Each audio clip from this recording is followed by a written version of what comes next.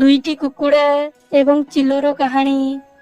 ଦୁଇଟି କୁକୁଡ଼ା ବହୁତ ଦିନରୁ ଏକା ସହିତ ରହୁଥିଲେ, ଏକା ସହିତ ବୁଲୁଥିଲେ, ଏକା ସହିତ ସବୁ କିଛି କରୁଥିଲେ। ହେଲେ ଦିନେ ନିଜ ଭିତରେ କିଏ ଅଧିକ ଶକ୍ତିଶାଳୀ ଜାଣିବା ପାଇଁ ଦୁହିଁଙ୍କ ମଧ୍ୟରେ ବିବାଦ ସୃଷ୍ଟି ହେଲା। ତାପରେ ଦୁହେଁ କିଏ ଅଧିକ ଶକ୍ତିଶାଳୀ ଜାଣିବା ପାଇଁ ନିଜ ମଧ୍ୟରେ ଯୁଦ୍ଧ ଆରମ୍ଭ କରିଲେ।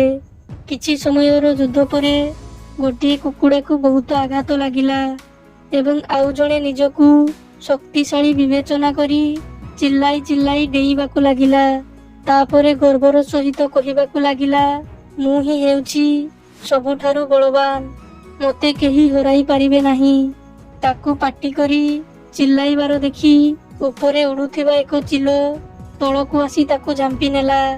ଶିକ୍ଷା, ଅତ୍ୟଧିକ ଗର୍ବ ଅଧିକ ସମୟ ଧରି ରହେ ନାହିଁ।